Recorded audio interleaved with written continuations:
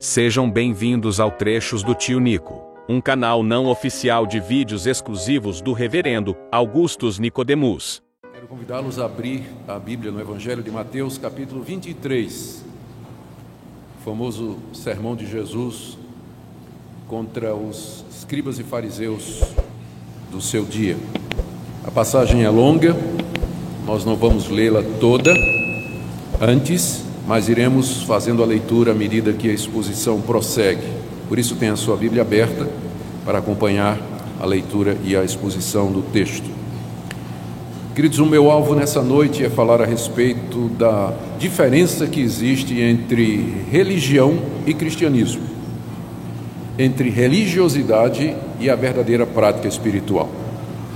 E para isso eu vou usar esse sermão de Jesus contra os religiosos da sua época, os fariseus e os escribas. Esse sermão aparece também em Lucas capítulo 11, um pouco resumido, o que mostra que Jesus, e num outro contexto, o que mostra que Jesus disse estas coisas várias vezes. Ao falar sobre religiosidade e verdadeiro cristianismo, usando essa passagem onde Jesus fala contra os fariseus, eu estou consciente de que eu não posso comparar os cristãos verdadeiros com os fariseus, e não é minha intenção fazer isso, seria desonesto com todos vocês. O que ocorre, porém, é que existem elementos da religiosidade dos fariseus que nós percebemos estar presentes também no meio dos evangélicos. Por isso, mesmo que a comparação esteja muito distante, porém há pontos que Jesus aqui menciona, quando ele critica os escribas e fariseus, que bem podem ser aplicados à nossa vida, pelo menos à guisa de exame e de referência. Eu creio que toda a Escritura é proveitosa para nós, toda ela se aplica a nós, ela foi escrita para o nosso benefício, e Mateus capítulo 23 não é uma exceção. E com certeza, se essa mensagem de Jesus contra os escribas e fariseus foi preservada no Evangelho, é porque Deus, sem dúvida, deseja que ela seja lida, refletida e aplicada pela sua igreja durante todas as suas épocas. O meu alvo nessa noite é que, ao examinarmos aquilo que Jesus criticou na religiosidade dos escribas e fariseus, nós nos examinemos para que nós possamos aprender e desejar o cristianismo puro e simples que a Bíblia nos ensina. É isso que nós queremos ser, cristãos, de acordo com o que o Evangelho nos ensina. Deixe-me fazer outras observações à guisa de introdução. O ser humano é religioso por natureza. Mesmo as pessoas que não nasceram de novo, que não foram regeneradas e que não estão salvas, elas são capazes de orar, de cantar, de dar ofertas, de fazer sacrifícios. A prova disso é a quantidade de religiões falsas que existem no mundo, onde as pessoas fazem praticamente tudo o que os cristãos fazem.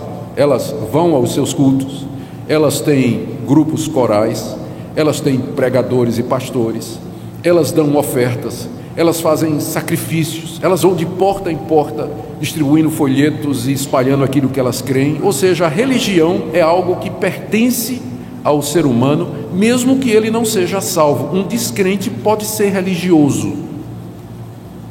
Por isso, nós não podemos medir a salvação de alguém simplesmente pelos atos religiosos que aquela pessoa pratica, porque um descrente também pode ser religioso.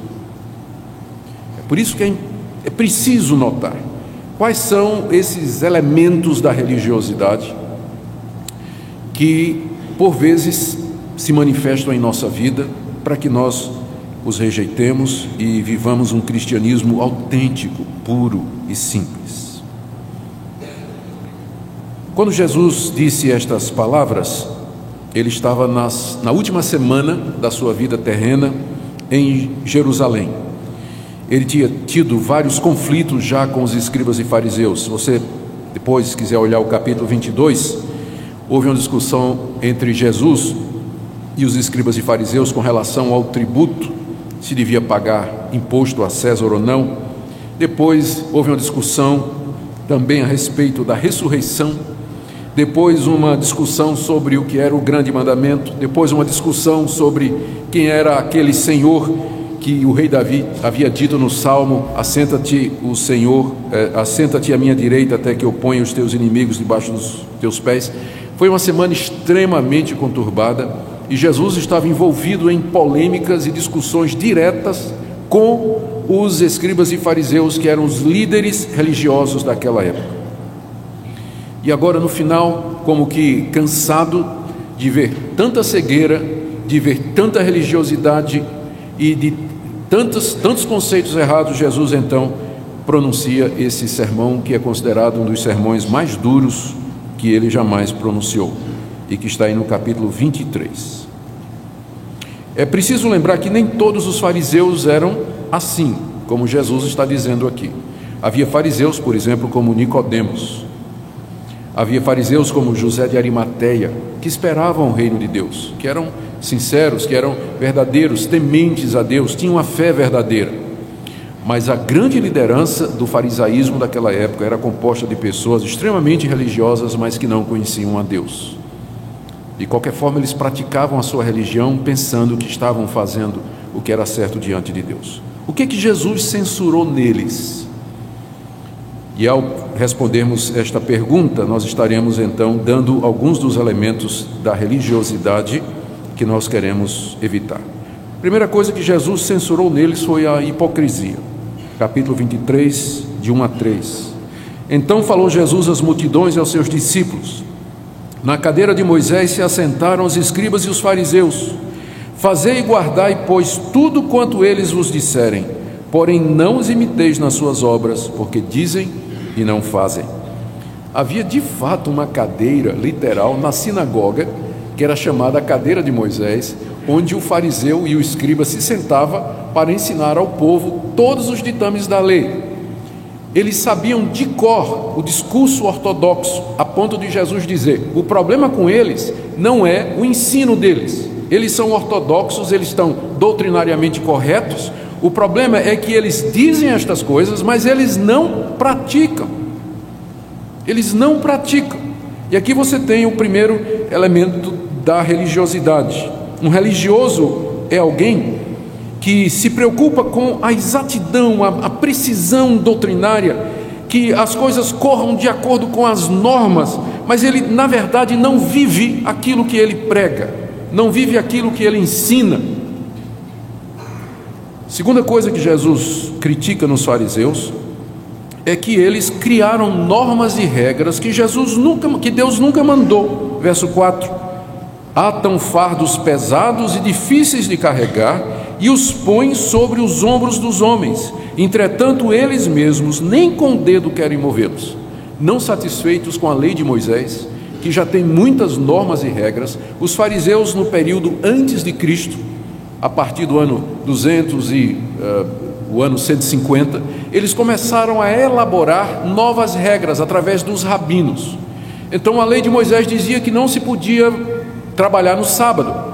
Mas o que era trabalho? E aí os fariseus começaram a discutir. Trabalho é você andar 1 quilômetro. Se você andar 1 quilômetro é trabalho, não pode. Trabalho é você levantar 2 quilos. Se levantar até 2 quilos você pode levantar. Se levantar 3 é pecado. E aquilo que já era pesado, eles tornaram mais pesado ainda, criando normas que Deus nunca criou, impondo um fardo difícil sobre o povo de Deus. E eles não queriam mover esse fardo nem com o dedo. Esse é o segundo aspecto da religiosidade. Ela cria normas, ela cria regras que Deus nunca mandou. Um exemplo óbvio que me vem à mente, por exemplo, aquelas regras do tipo assim: não pode ir ao cinema, não pode cortar cabelo, não pode usar calça comprida, não pode usar barba.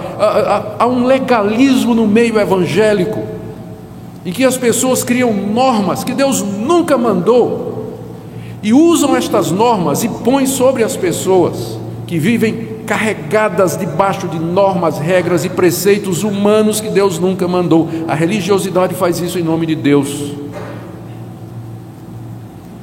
Terceira coisa que Jesus criticou nos fariseus é que eles buscavam a aprovação dos homens. Verso 5: praticam, porém, todas as suas obras, com o fim de serem vistos dos homens, pois alargam os seus filactérios e alongam as suas franjas.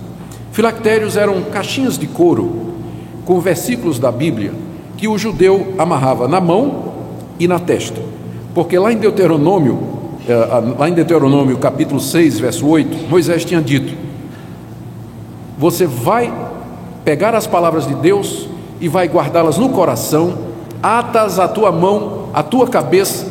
É claro que Moisés estava falando figuradamente, porque mão e cabeça significa o que eu penso e o que eu faço, mas eles interpretaram aquilo literalmente, fizeram caixinha de couro, pegaram versículos da Bíblia e amarravam na mão e amarravam na testa. Só que o fariseu mandava fazer uma caixinha de couro desse tamanho, colocava na testa e na mão e saía andando pela rua, para que os homens olhassem e dissessem: oh, que homem religioso, né? Puxa, como ele é piedoso, que coisa, esse homem deve ser um santo, olha o tamanho do filactério dele. As franjas eram as borlas das vestes, que funcionavam como o rosário católico hoje, aquelas contas que a pessoa fica usando para contar as orações e os Pai Nosso que ela faz. Então os judeus tinham franjas que penduravam da sua roupa, que eles usavam também para contar as orações, só que o fariseu mandava encher de franja. Quando ele andava na rua com aquele filactério, né, e com as franjas, o pessoal dizia: puxa, que homem santo, né? Vou nem chegar perto porque você é fulminado por essa santidade. É isso que a religião faz. Ela busca agradar as pessoas, ela busca impressionar as pessoas. Um religioso, nos dias de hoje, é alguém que pratica o cristianismo, alguém que faz as coisas relacionadas com a vida cristã, simplesmente preocupado em aparecer aos homens, em agradar aos homens, em ostentar a sua religiosidade. Não é difícil dar exemplos disso. A quarta coisa que Jesus condena aqui nos fariseus é a autoexaltação, do verso 6 a 12. Amam o primeiro lugar nos banquetes e as primeiras cadeiras nas sinagogas, as saudações nas praças e o serem chamados mestres pelos homens. Vós, porém, não sereis chamados mestres, porque um só é vosso mestre, e vós todos sois irmãos. A ninguém sobre a terra chameis vosso Pai, porque só um é vosso Pai, aquele que está nos céus. Nem sereis chamados guias, porque um só é vosso guia, o Cristo. Mas o maior dentre vós será vosso servo. Quem a si mesmo se exaltar será humilhado, e quem a si mesmo se humilhar será exaltado. Os fariseus usavam a religião que eles praticavam para se promover diante dos homens. Diz Jesus aqui no verso 6 que eles amavam o primeiro lugar nos banquetes. Quando os judeus faziam seus banquetes, eles tinham lugares reservados para as autoridades. E o judeu e o fariseu, ele gostava de chegar e ser distinguido, sentar lá na frente, para que todo mundo visse que ele era uma pessoa especial. E na sinagoga também, quando não era na cadeira de Moisés, havia os primeiros lugares nas sinagogas, que eram bancos reservados para as pessoas especiais, e o fariseu fazia questão de sentar ali, para que todo mundo pensasse que ele era uma pessoa especial. Quando ele andava nas praças, ele gostava que as pessoas dissessem: reverendo, reverendo, como vai o senhor, reverendo? Doutor, como está o senhor? Então o fariseu, né, ele gostava daquilo ali, e gostava dos títulos, mestre, rabi, ele apreciava aquelas coisas. Jesus disse: vocês não serão chamados de mestres. Ele não está proibindo esse título, mas ele está proibindo que a gente use esse título para bajular alguém, ou que alguém use para se autoglorificar. Um só é o vosso mestre, e todos vós sois irmãos. A ninguém sobre a terra chameis vosso pai. É claro que o Senhor Jesus não está dizendo que eu não possa me referir ao meu progenitor como pai. O que ele está dizendo é que você não faça de alguém o seu pai, que você não use esse título para bajular alguém, ou que alguém se diga assim: eu sou o pai dessa ideia, eu sou o pai dessa igreja, eu sou o mestre dessa igreja. Que ninguém use esses títulos com esse objetivo, porque só tem um pai, aquele que está nos céus. Da mesma forma, não sejam chamados de guias, porque um só é vosso guia, o Cristo. O maior dentre vós será vosso servo. Quer ser grande? Sirva. Você quer ser grande? O caminho do cristianismo é o serviço. Na religião, para você ser grande, você busca título, você busca posição, os primeiros lugares e a ostentação. Mas no cristianismo, quem quiser ser grande começa sendo pequeno. Ele vai servir aos irmãos e não ser servido. e não ser servido. O que Jesus disse sobre isso no verso 12? Quem a si mesmo se exaltar será humilhado, e quem a si mesmo se humilhar será exaltado. Quem se exalta em nome de Deus nos dias de hoje, no dia do juízo, vai ser humilhado diante dos homens e diante de Deus. A religião busca a exaltação humana, o cristianismo faz com que nós sejamos servos e que nós vivamos para servir a Deus. Por que Jesus condenou estas coisas? Aqui do verso 13 em diante, Jesus muda a direção do discurso. Até aqui ele vinha falando aos discípulos, dizendo, cuidado com os fariseus.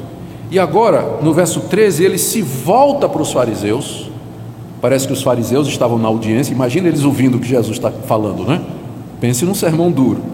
E os fariseus estavam lá. É fácil falar dos fariseus pelas costas, mas os fariseus estavam ali na audiência. E Jesus agora se volta para eles e pronuncia 8 ais. Ai de vocês, ai de vocês, ai de vocês, 8 vezes. Esses ais são como que condenações. Ai de vocês, porque vocês serão condenados por estas coisas. E que coisas são estas? Por que Jesus condenou então essa religiosidade farisaica? Vamos ver estas coisas em seguida. Primeiro, porque esse tipo de atitude que Jesus acabou de descrever, ela impede que as pessoas sejam salvas, e não somente isso, impede que outras pessoas sejam salvas, como ele diz aí no verso 13, ai de vós, escribas e fariseus hipócritas, porque fechais o reino dos céus diante dos homens, pois vós não entrais e nem deixais entrar os que estão entrando.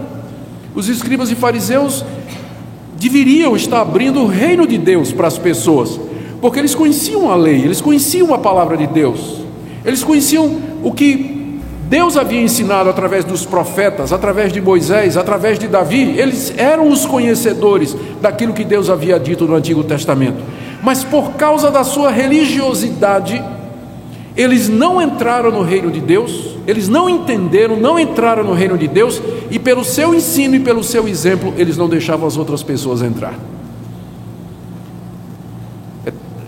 Quando nós fazemos esta aplicação para nós hoje, nós percebemos como a religiosidade, ela tem consequências terríveis. Pessoas que são religiosas, mas que não são salvas, elas acabam dando um péssimo exemplo. Elas não entram no reino de Deus e acabam sendo um tropeço para aqueles que querem entrar. Segunda coisa, a razão pela qual Jesus condenou a religiosidade dos fariseus é que por vezes a religiosidade é somente uma capa para esconder pecados. Verso 14, ai de vós, escribas e fariseus hipócritas, porque devorais as casas das viúvas e para justificar fazeis longas orações, por isso sofrereis juízo muito mais severo. O fariseu chegava na casa da pobre, da viúva, que estava sofrendo, dizia, minha irmã, eu vou orar pela senhora, mas o senhor sabe, eu oro, minha oração é paga por tempo. Se eu orar 1 minuto é 1 dracma, se eu orar 2 minutos é 2 dracmas. A senhora sabe como é, né? Eu tenho que ganhar a vida. Então, liga aí não o parquímetro, o oraçãozímetro, né? Liga aí, o taxímetro. E começava a orar e fazia longas orações, porque na verdade ele queria se valer da inocência ou da ingenuidade da coitada da viúva, usando a religião como meio de esconder e camuflar a sua ganância, o amor ao dinheiro. Gente, da mesma forma, a religiosidade às vezes é uma capa para pecados mais sérios. Eu já acompanhei casos e conheço casos de gente que estava na igreja, super zeloso, frequentava todas as reuniões de oração, não perdia um culto, ela tinha várias atividades, exercia ministérios, era oficial da igreja, e de repente se descobre que tudo aquilo era uma capa, que na verdade aquele homem era desonesto, aquele homem era ladrão, casos de imoralidade, de bater na mulher. Mas na igreja ninguém suspeitava. Às vezes a religiosidade é uma capa apenas para esconder pecados graves e terríveis. Por isso Jesus condena a religiosidade, porque o religioso ele fica se justificando, ele se justifica através dessas práticas. Terceiro ai, Verso 15, Jesus condena essa religiosidade porque ela leva as pessoas ao inferno. Veja o verso 15: ai de vós, escribas e fariseus hipócritas, porque rodeais o mar e a terra para fazer um prosélito, e uma vez feito, tornais filho do inferno 2 vezes mais do que vós. Os fariseus eram extremamente ativistas, eles eram evangelistas, eles saíam de porta em porta, eles saíam evangelizando, e eles queriam que quem não era judeu se tornasse judeu. Especialmente é isso que chamava de prosélito. O prosélito era um gentil, um não judeu, que tinha sido convertido ao judaísmo e tinha se circuncidado e passava agora a ser considerado como judeu. Os fariseus faziam qualquer esforço. Jesus diz aqui que eles rodeiam o mar e a terra, iam para qualquer lugar para conseguir adeptos, mas no final esses coitados eram 2 vezes filhos do inferno. Por isso que Jesus condenou os fariseus, porque a religiosidade leva as pessoas ao inferno. As pessoas que praticam aquilo que Deus não mandou, ou praticam aquilo que Deus mandou pelos motivos errados, elas podem parecer religiosas, elas podem enganar o seu coração com atos religiosos, e na verdade nunca nasceram de novo, nunca foram regeneradas, não conhecem a graça de Deus, nunca tiveram um encontro verdadeiro com Deus. Por isso que a religiosidade é tão perigosa e perniciosa e conduz para o inferno, porque a pessoa pensa que porque ela é religiosa, porque ela vai à igreja, porque ela dá dízimo, porque ela está no ministério, porque ela é pastor, porque é pregador, ela pensa que aquilo é uma evidência de que ela está salva. Pode não ser. Por isso Jesus adverte: ai de vocês, escribas e fariseus, porque vocês conduzem outras pessoas à condenação. A quarta razão pela qual Jesus condenou a religiosidade dos fariseus é porque a religiosidade, e preste atenção nisso aqui, gente, foca no que é secundário e acaba esquecendo o que é mais importante na vida cristã. Tem 2 ais aqui que tratam disso, eu vou ler os 2 em sequência. É do verso 16 ao 23. Ai de vós, guias cegos, que dizeis: quem jurar pelo santuário, isso é nada, mas se alguém jurar pelo ouro do santuário, fica obrigado pelo que jurou. Insensatos e cegos, qual é o maior, o ouro ou o santuário que santifica o ouro? E dizeis: quem jurar pelo altar, isso é nada, quem porém jurar pela oferta que está sobre o altar, fica obrigado pelo que jurou. Cegos, pois qual é o maior, a oferta ou o altar que santifica a oferta? Portanto, quem jurar pelo altar, jura por ele e por tudo que sobre ele está. Quem jurar pelo santuário, jura por ele e por aquele que nele habita. Quem jurar pelo céu, jura pelo trono de Deus e por aquele que no trono está sentado. Ai de vós, escribas e fariseus hipócritas, porque dais o dízimo da hortelã, do endro e do cominho, e tendes negligenciado os preceitos mais importantes da lei, a justiça, a misericórdia e a fé. Devíeis, porém, fazer estas coisas sem omitir aquelas. Guias cegos, que coais o mosquito e engolis o camelo. O que é que esses 2 ais têm em comum? É que em ambos os casos, o que Jesus está condenando aqui é que os fariseus, eles focavam nas coisas secundárias e miúdas e esqueciam o quadro maior, o que era mais importante. E é isso que o religioso faz. Ele está preocupado com as coisinhas pequenas, está preocupado com os detalhes, com arranjos aqui e acolá, e ele se esquece das grandes coisas, das grandes virtudes, dos pontos centrais do cristianismo. No caso dos fariseus, primeiro, a questão do juramento. Era comum jurar entre os judeus. Na verdade, a Bíblia não proíbe o juramento, ela proíbe o juramento falso. Em algumas ocasiões, como diz a nossa confissão de fé, o juramento é lícito. Mas os fariseus faziam disso uma coisa banal. Veja como é que se manifesta a religiosidade. Eles diziam assim: quem jurar pelo templo de Jerusalém, pelo santuário, isso não é nada. Mas se você fizer um juramento pelo ouro que você traz, você fica devendo. Por que o judeu queria pegar a consciência de quem jurava pelo ouro? Porque eles ficavam com ouro. Aí dizia: se você jura pelo altar, não é nada, mas se você jurar pela oferta que você traz sobre o altar, você fica devedor. Por que eles faziam isso? Eles não estavam preocupados com a oferta da pessoa, no sentido de que a pessoa fosse aceita por Deus e perdoada por Deus. Ele estava de olho na oferta. E aí eles inventaram isso aí. E Jesus os repreende dizendo: cegos, quem é maior? O que é que santifica o ouro? É o templo. O que é que santifica a oferta? É o altar. Você jura pelo céu, você está jurando por Deus. Tudo leva a Deus. Será que vocês não percebem? Jesus disse para ele: vocês estão cegos, vocês estão torcendo a palavra de Deus e focando nas coisas secundárias por causa do interesse mesquinho de vocês. Mesma coisa no verso 23: vocês dão o dízimo da hortelã, do endro e do cominho. Os fariseus tinham roça no quintal de casa, né?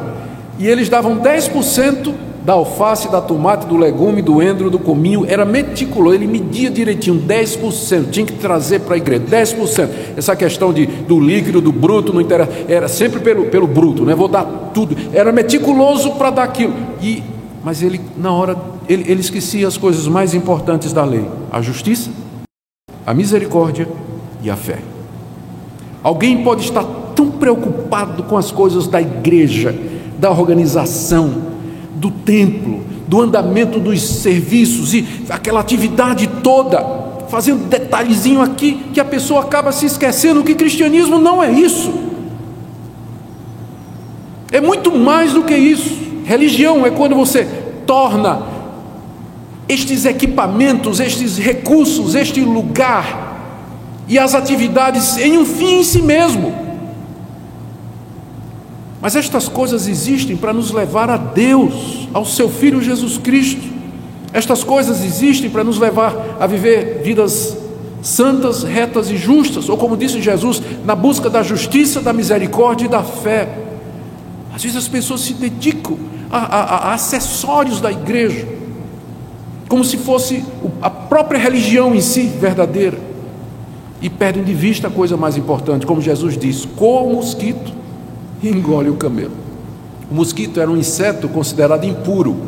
Aí o judeu, para não correr o risco de engolir um mosquito, tudo que ele ia beber, ele botava um coador por cima. Então ele bebia com um coador para não correr o risco de um mosquitinho entrar ali. Ele era muito cuidadoso nisso. Mas ao mesmo tempo ele engolia o camelo, que era também um animal imundo, era o maior animal que o judeu conhecia. Então é óbvio que Jesus está dizendo aqui, ele está condenando aquela atitude do religioso, que ele é meticuloso com coisas secundárias, e ele esquece de ser santo, ele esquece de orar, ele esquece de amar, ele esquece de exercer misericórdia, ele esquece de exercer e praticar a justiça. Quinta razão pela qual Jesus condena aquela religiosidade é porque ela leva as pessoas a se preocupar com o que é externo e esquecer o que é interno. Mais uma vez, 2 ais sobre isso, do verso 25 a 28. O que é que nós lemos? Ai de vós, escribas e fariseus hipócritas, porque limpais o exterior do copo e do prato, mas estes por dentro estão cheios de rapina e intemperança. Fariseu cego, limpa primeiro o interior do copo, para que também o seu exterior fique limpo. Ai de vós, escribas e fariseus hipócritas, porque sois semelhantes aos sepulcros caiados, que por fora se mostram belos, mas interiormente estão cheios de ossos e de toda imundície. Assim também vós exteriormente pareceis justos aos homens, mas por dentro estáis cheios de hipocrisia e de iniquidade. Jesus usa 2 figuras para ilustrar esse ponto aqui da religiosidade. Primeiro, a lei cerimonial que mandava que o judeu fizesse determinadas lavagens. O que acontecia era o seguinte: o judeu, quando ia ao mercado comprar alimentos, poderia ser que lá houvesse gentios, não judeus, que estivessem manipulando aqueles alimentos, ou que os alimentos tivessem sido manipulados por alguém que não era de fato um judeu conservador. Para evitar se contaminar, ele levava tudo aquilo para casa e lavava copo, pratos, alimentos, tudo era lavado, mas não era por uma questão de higiene, era por uma questão de religião. Uma questão de religião. Jesus condena o fato de que eles se preocupavam com o exterior e por dentro eles estavam cheios de rapina e de iniquidade e de pecado e de corrupção. A religião se preocupa com o exterior da pessoa, com normas, com regras, e esquece a necessidade de intimamente você ser uma pessoa convertida, de quebrantamento do coração, de fé verdadeira, de um amor que parte do coração. Não é só não adulterar, mas também não pensar em adultério, não é só matar, mas também não querer que o seu irmão morra. Jesus explicou isso lá no Sermão do Monte. Vocês ouviram que foi dito, não adultere, mas eu digo, quem olhar para uma mulher com intenção impura, no coração já adulterou com ela. A religião se preocupa com o aspecto interno, mas o cristianismo diz, o Deus que fez o exterior é o Deus que vê o interior também. Então tem que ter essa preocupação com a vida interior. A segunda ilustração que Jesus diz é das sepulturas. Verso 27, ele chama os escribas e fariseus a sepulcros caiados. As sepulturas que eram caiadas, embelezadas. O fariseu gostava de fazer isso, embelezar as sepulturas dos antigos. Só que a sepultura, ela é bonita por fora, mas por dentro você está cheio de podridão, de ossos decompostos, de carne pútrida. E assim Jesus diz, vocês são sepulcros caiados, vocês estão preocupados em adornar o exterior para parecer justo aos homens, mas por dentro vocês estão completamente corrompidos. A última razão pela qual Jesus aqui condena a religiosidade dos fariseus é porque ela impede que os religiosos ouçam a palavra de Deus.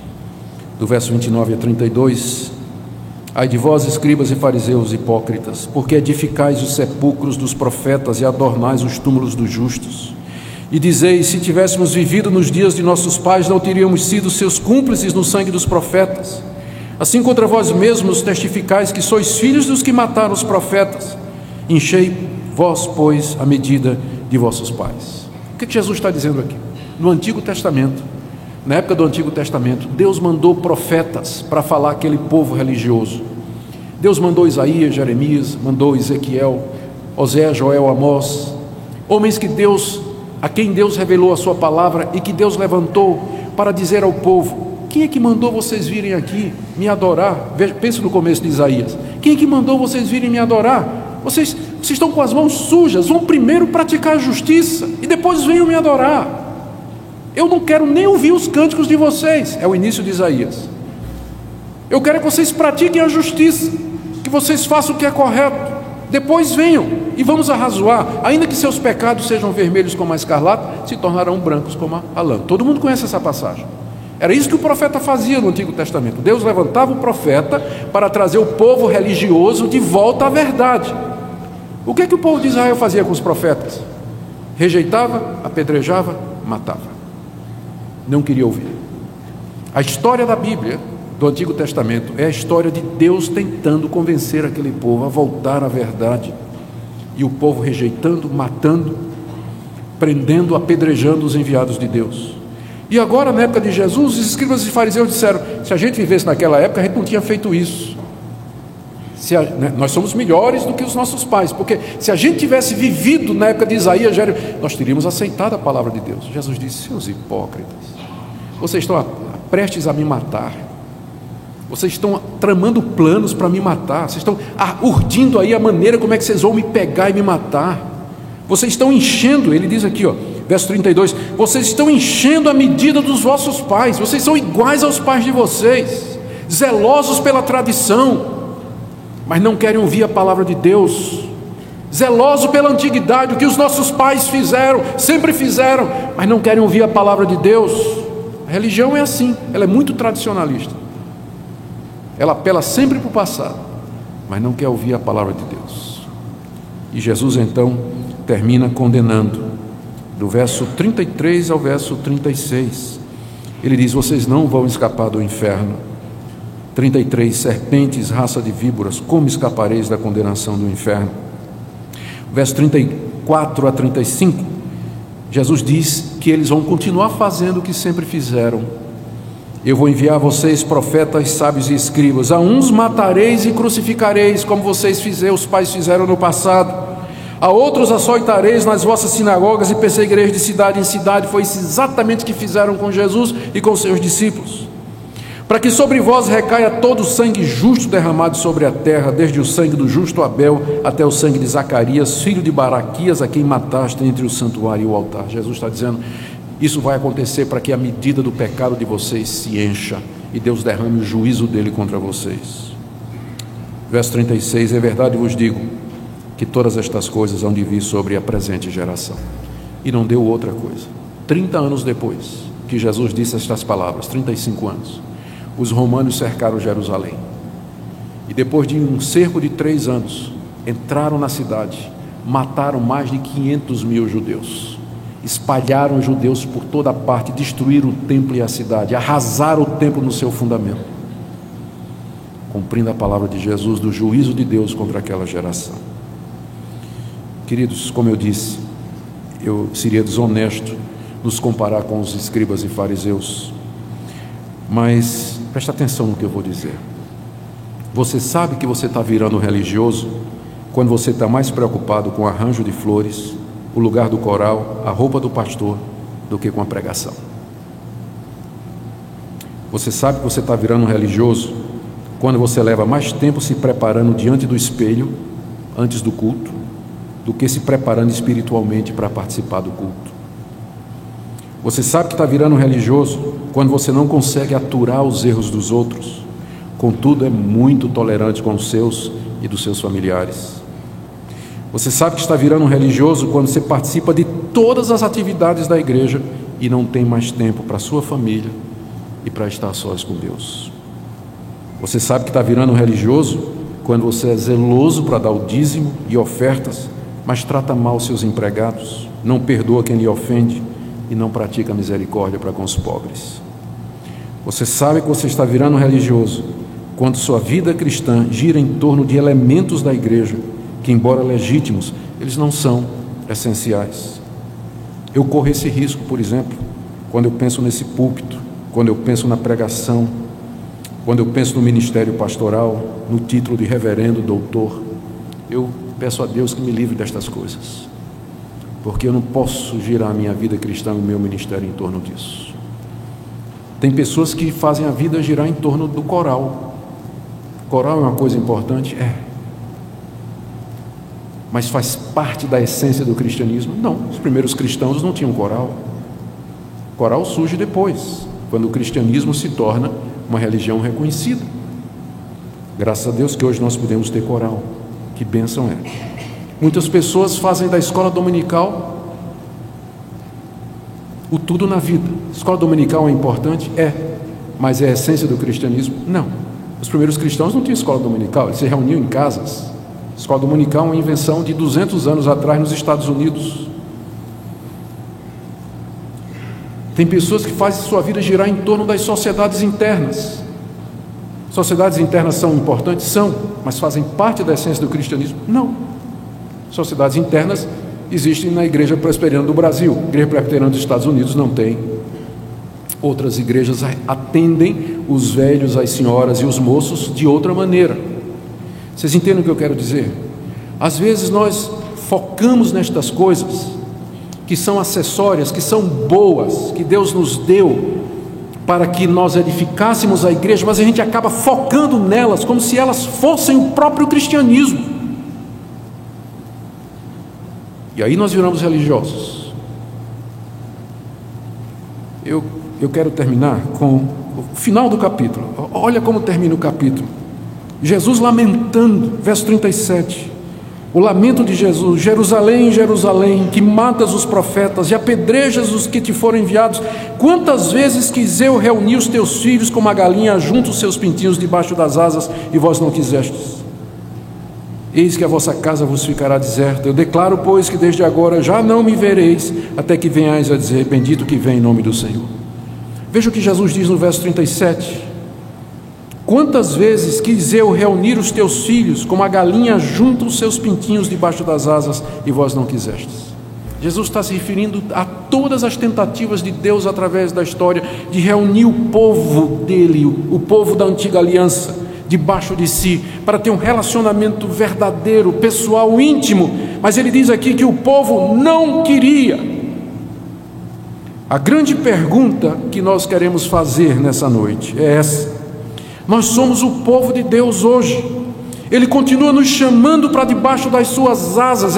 Ele quer ter um relacionamento verdadeiro, íntimo conosco. É isso que é o verdadeiro cristianismo. Mas a pergunta é: nós queremos isso? Porque Israel não queria. Queremos viver para Deus. Queremos deixar a religiosidade, queremos buscar a verdade, queremos ser mudados, queremos ser usados. Essa é a pergunta que Deus nos faz nessa noite. Queremos, desejamos, ansiamos por isso. Se nós não estivermos dispostos, se nós não quisermos, e se nós não nos prontificarmos, as coisas continuarão como sempre foram. E se nós queremos crescer, se nós queremos progredir, se nós queremos servir a Deus mais e melhor, é preciso que nós queiramos nos deixar reunir debaixo dele, das suas asas, numa relação verdadeira, deixando de lado tudo aquilo que ele nunca ordenou, para que nós vivamos sempre para a sua glória. Amém. Ó Deus, nos livra da justiça própria, nos livra da religião carnal, nos livra, Senhor, dessa religiosidade que nos atrapalha de ver o que é essencial. Nos ajuda a viver um cristianismo puro e simples, focado naquilo que Tua palavra nos diz.